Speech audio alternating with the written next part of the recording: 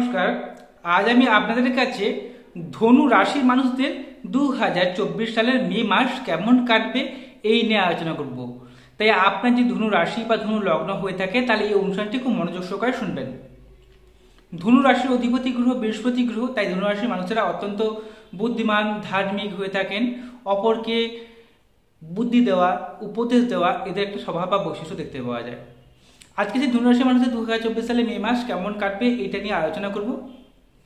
দেখুন, এটি মাস রাশি হলে ভিডিও, রাশি হলে ভিডিওগুলো বানানো হয়ে থাকে সম্পূর্ণ গ্রহদের গোচরের উপর ডিপেন্ড করে। তাই গোচরের নিরিখেই আজকে আলোচনা হবে এই 2024 সালে মে মাস ধনুরাশির লগ্নের মানুষদের কেমন কাটতে চলেছে। নমস্কার, আমি অ্যাস্ট্রোলজার পরমাচার্য। আপনারা দেখছেন অ্যাস্ট্রোলজার বেঙ্গলি। এই চ্যানেলে আপনাদের সকলকে স্বাগত জানাই। আপনারা নতুন হয়ে থাকলে চ্যানেলটিকে সাবস্ক্রাইব করবেন, বেল চিহ্ন টিপবেন, অল নোটিফিকেশনে ক্লিক করে দেবেন। এর ফলে আমার প্রত্যেকটি ভিডিও আপলোড করা মাত্রই আপনারা সবার আগে নোটিফিকেশনটি পেয়ে যাবেন। এছাড়া আমরা যদি আমাকে জন্মছক পূজা করা চান তাহলে মোবাইল নাম্বার রয়েছে, এই মোবাইল নাম্বারে যোগাযোগ করবেন। শুরু করছি মূল আলোচনায়।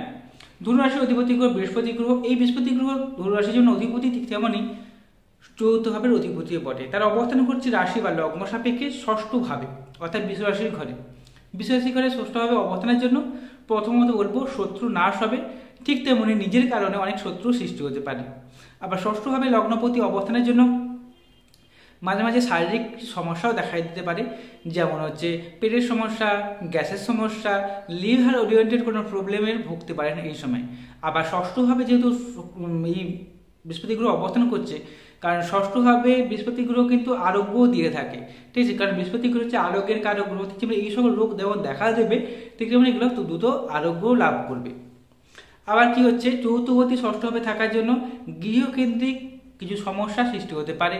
ঘরের মধ্যে একটা অশান্তি ভাব, ঘরের মধ্যে রাগারাগি দিদি পরিবারের সকলের মধ্যে কোথায় যেন একটা আন্ডারস্ট্যান্ডিংয়ের একটা অভাব এই সময় দেখতে পাওয়া যাবে। আবার ষষ্ঠভাবে এই বৃহস্পতি গ্রহ থাকার জন্য আপনারা এই সময় কোনো জায়গায় লোন প্রাপ্তির জন্য সময়টা ভালো। কোনো জায়গায় আর্থিক লোন নিতে চাইলে এই সময়টা খুব ভালো সময়, সেই সময় পেয়ে যেতে পারেন। কোনো জায়গায় লোনকে পরিশোধ করতে চাইলে এই সময়টা অত্যন্ত ভালো। যে কোনো প্রতিযোগিতামূলক পরীক্ষার জন্য সময়টা ভালো। আবার একাধিক গৃহ নির্মাণ, অর্থাৎ ঘর নতুন রিপেয়ারিং করা বা ঘর বা কেনার জন্য সময়টাও খুব ভালো। আবার ষষ্ঠভাবে বৃহস্পতি গ্রহ থাকার জন্য আপনাদের একদিকে যেমন শত্রু বৃদ্ধি করাচ্ছে, ঠিক তেমনি আবার শত্রুকে ধ্বংস করছে।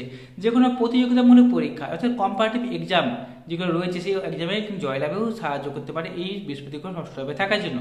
আবার বৃহস্পতি গ্রহটি ষষ্ঠভাবে অবস্থান করে তার পঞ্চম দৃষ্টি প্রদান করছে আপনার রাশি বা লগ্নের নবম ভাবে, অর্থাৎ ভাগ্যভাবে দৃষ্টি প্রদান করছে, মাফ করবেন, আপনাদের দশমভাবে দৃষ্টি প্রদান করছে। দশমভাবে দৃষ্টি প্রদানের জন্য পঞ্চম দৃষ্টি, এর ফলে আমাদের কর্মে উন্নতি হবে, কর্মক্ষেত্রে সাফল্য লাভ, এমনকি কর্মক্ষেত্রে যে কোনো শত্রু থাকলে শত্রু নিধন হবে। তবে দশমভাবে কিন্তু কেতুর মতো একটি গ্রহের অবস্থান রয়েছে। এই কেতু দশমভাবে থাকার জন্য এই সময় গুপ্ত শত্রুর সংখ্যা বৃদ্ধি হয়েছে কর্মস্থানে, ঠিক আছে। কিন্তু এই বৃহস্পতি গ্রহ দৃষ্টি প্রদানের জন্য সেই শত্রুগুলোকে আপনি চিহ্নিত করতে পারবেন বা শত্রুটা আপনার কোনো ক্ষতি করতে পারবে না। আবার দশমভাবে এই পঞ্চম দৃষ্টি পড়ার জন্য আপনারা যে কোনো জায়গায় কাজ করুন না কেন, সেই জায়গায় কর্ম পরিবেশটা সুন্দর হয়ে উঠবে। সেই সঙ্গে আপনাদের ঊর্ধ্বতন কর্তৃপক্ষ বা বস রয়েছে, তারা এইসব আপনাকে হেল্প বা সাহায্য করতে পারে বা তাদের আনুকূল্য লাভ করতে পারেন। এছাড়া বাবার সঙ্গে সুসম্পর্ক বৃদ্ধি হবে, বাবার সঙ্গে কোনো মনোমালিন্য থাকলে এসব মিটে যাবে বা বাবার কাছ থেকে এসব হেল্প বা সাহায্য পেতে পারে। আবার এই বৃহস্পতি গ্রহ আপনার দ্বাদশভাবে দৃষ্টি প্রদান করছে, ওদের আপনাদের সময় ব্যয় কমাবে। বিদেশ যাত্রার জন্য সময়টা খুব ভালো, বাইরে গিয়ে পড়াশোনা করা, বাইরে কোনো কাজ উদ্দেশ্যে যাওয়া, সেখান থেকে সাফল্য লাভের জন্য সময়টা খুবই ভালো বলা যেতে পারে। কোনো ঘুমের মধ্যে সুন্দর ঘুম হওয়া, ঠিক আছে, এই একটা সম্ভাবনা এই সময় দেখতে পাওয়া যাবে। আবার এই বৃহস্পতি গ্রহটি তার নবম দৃষ্টি প্রদান করছে আপনাদের রাশির দ্বিতীয়ভাবে, অর্থাৎ আমাদের সেভিংস কথাবার্তা, অর্থাৎ আপনারা এই সময় টাকা সঞ্চয় করতে পারবেন। সেই সঙ্গে আপনারা এই সময় আপনার কথার দ্বারা যে কোনো মানুষকে দ্রুত আকর্ষিত করতে পারবেন, অর্থাৎ আকর্ষণ করতে পারবেন। যারা কথা বেঁচে খান, যারা শিক্ষকতা করেন, যারা টিউশনি পড়ান, তার জন্য সময়টা খুব ভালো। এছাড়া যারা অ্যাডভার্টমূলক কাজের সঙ্গে যুক্ত রয়েছে, যারা সোনা গয়না ব্যবসা করেন, যারা কোনো হোটেল ম্যানেজমেন্টের কাজের সঙ্গে যুক্ত রয়েছেন, কাপড় দোকান করেন, এই সকল পেশায় উন্নতি অবশ্যই রয়েছে। সেই সঙ্গে যারা পুরোহিত, ঠিক আছে, এদের উন্নতি বা ভালো কিছুকে নির্দেশ করছে। তবে দশমভাবে পঞ্চম দৃষ্টি পড়ছে, দ্বিতীয়ভাবে নবম দৃষ্টি পড়ছে, ষষ্ঠভাবে বৃহস্পতি গ্রহের যে অবস্থান, এই যে অবস্থানের জন্য যারা চাকরি প্রাপ্তির জন্য চেষ্টা করছেন ধনু লগ্নের মানুষেরা, তাদের উদ্দেশ্যে বলবো এই সময়টা অত্যন্ত ভালো। শুধু এই সময় বলে নয়, পুরো এই বছর 2024 সালটাই আপনার জন্য চাকরি প্রাপ্তির জন্য ভালো সময়টা। সরকারি কিংবা বেসরকারি যে কোনো জায়গায় চাকরি প্রাপ্তিতে সাহায্য করতে পারে এই মাত্র বৃহস্পতি গ্রহটি। এবং কর্মকেন্দ্রিক কোনো সমস্যা থাকলে এই সমস্যাগুলোও কিন্তু মিটে যেতে পারে, আপনি যেখানে কাজ করুন না কেন এগুলো ঘটবেই। আপনাদের দ্বিতীয়পতি এবং তৃতীয়পতি গ্রহ হচ্ছে শনিদেব, তার অবস্থান ভাবছে তৃতীয়ভাবে শনিদেব কিন্তু ভালো ফলাফল দিয়ে থাকে। আবার নিজের ঘরের স্বক্ষেত্রে মূল ত্রিকোণে অবস্থান করছে, ওদের শনিদেব আপনাদেরকে অত্যন্ত ভালো ফলাফল দেবে। কী কী ভালো ফলাফল দেবে?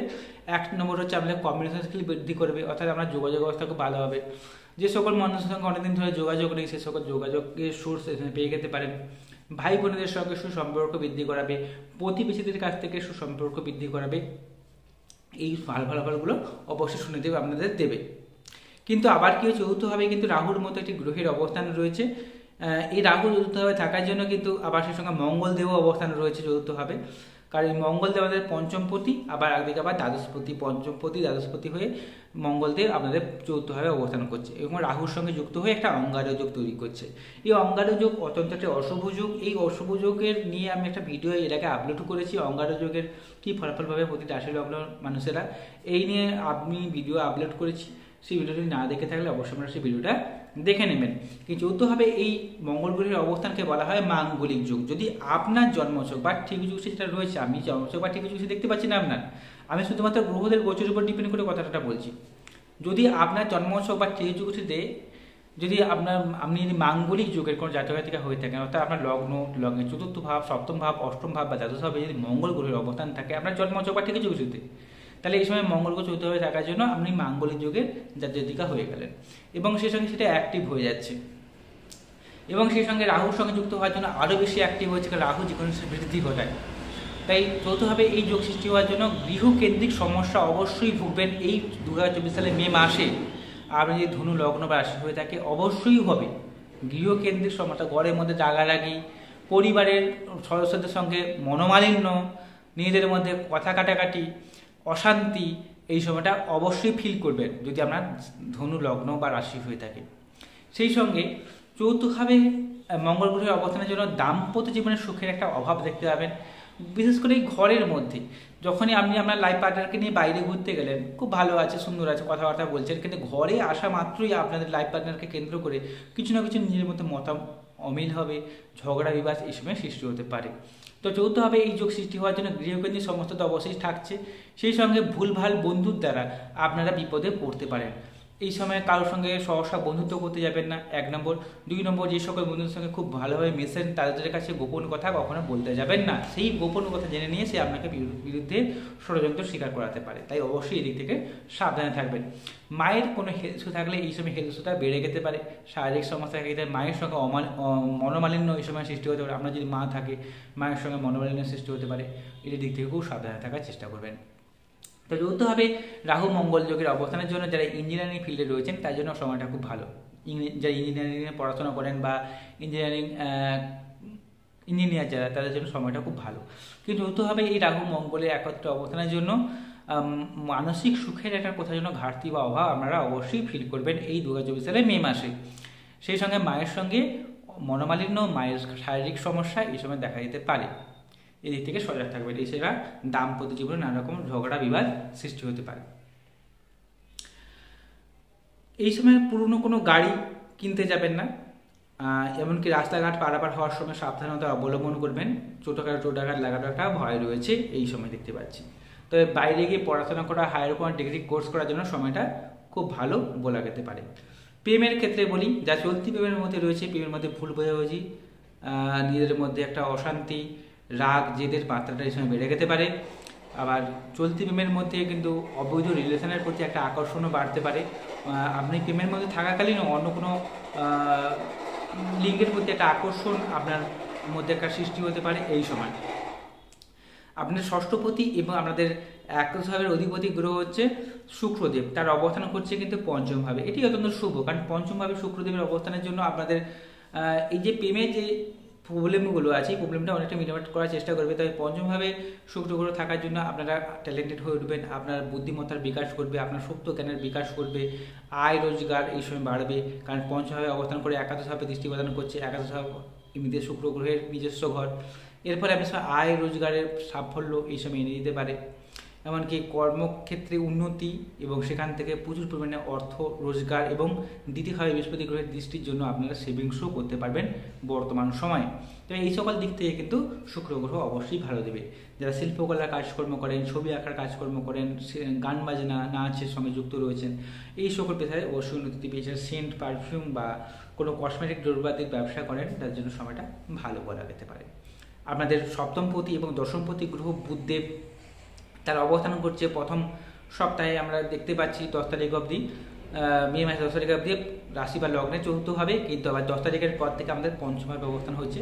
তাই এই সপ্তমপতি এবং দশমপতি বুধদেব গোচরটা খুব ভালো, কারণ প্রথমত নিজস্ব থাকলেও কি 10 তারিখ অবধি, 10 তারিখের পর থেকে আমাদের কর্মক্ষেত্রে উন্নতি, ব্যবসায় শ্রীবৃদ্ধি হওয়া, ব্যবসা ক্ষেত্রে আর্থিক রোজগার, নতুন প্রেমের যোগাযোগ বা প্রেম থেকে বিবাহ হওয়ারও একটা সম্ভাবনা দেখতে পাচ্ছি 10ই মের পর থেকে। আপনারাও দেখতে গেলে এই হচ্ছে ধনু রাশি ও ধনু লগ্নের মানুষদের মোটামুটি ভালোই কাটবে এই মে মাস। এছাড়া আমাদের নবমপতি গ্রহ হচ্ছে রবিদেব, তার অবস্থান করছে প্রথম 14 দিন অর্থাৎ 14ই মে অবধি রাশি বা লগ্নের পঞ্চমভাবে। 14ই মের পর থেকে ষষ্ঠভাবে অবস্থান করবে। প্রথম 14 দিন কী হবে, ইগোকেন্দ্রিক সমস্যা দেখা দেবে। কি নিয়ে দেয়, আমরা চলতি প্রেমের মধ্যে ইগোকেন্দ্রিক সমস্যা, আপনার সন্তান যে রয়েছে সন্তানকে কেন্দ্র করে ইগোকেন্দ্রিক সমস্যা, রাগারাগি, সন্তানের সঙ্গে মনোমালিন্য সৃষ্টি হতে পারে। কিন্তু 14ই মের পর থেকে এই সমস্যাগুলো থাকছে না। 14ই মের পর থেকে শত্রু নাশ হবে, যে কোনো প্রতিযোগিতামূলক পরীক্ষায় জয়লাভ দিতে পারে এই রবিদেব, কারণ সে ষষ্ঠভাবে অবস্থান করছে। ষষ্ঠভাবে বৃহস্পতির মতো গ্রহের অবস্থান রয়েছে। যা চাকরিমুখী পরীক্ষা দিচ্ছেন বা ইন্টারভিউ ফেস করতে গেছেন, তাদের উদ্দেশ্যে বলবো 14ই মের পর থেকে সময়টা ভালো। দেখুন, আমি শুধুমাত্র গ্রহদের গোচরের উপর ডিপেন্ড করে কথাগুলো বললাম। আমি আপনার জন্মযোগ বা ঠিক যুক্তি দেখতে পাচ্ছি না, শুধুমাত্র গ্রহদের গোচরের উপর ডিপেন্ড করে কথাগুলো বললাম। তাই অনেকে জীবনের সঙ্গে মেলে, অনেকে জীবনের সঙ্গে মেলে না। এর প্রধান কারণ হচ্ছে আপনার দেখতে হবে আপনার লগ্ন সাপেক্ষে শুভ গ্রহগুলো কেন্দ্রকোণে বসছে কিনা জন্মছকে। সেই সঙ্গে দেখতে হবে বর্তমান সময়ে কোন গ্রহের দশা অবধি আপনি বাস করছেন বা দশা চলছে। সেই সঙ্গে আবার দেখতে হয় কোন নক্ষত্রে গ্রহরা অবস্থান করছে, ডিগ্রিগতভাবে কতখানি বলাবল পেয়েছে, নবাংশ, দশমাংশ, এগুলো দেখতে হয়। অনেক কিছু তথ্য আছে, এগুলো দেখার দরকার হয়, তারপরে একটা পুঙ্খানুপুঙ্খ তথ্য বলে দেওয়া যায়।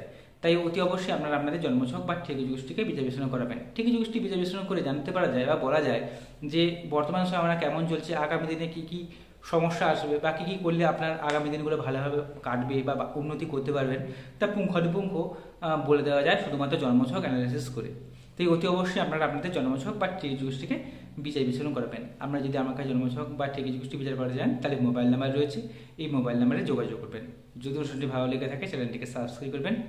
নমস্কার, সবাই ভালো থাকুন।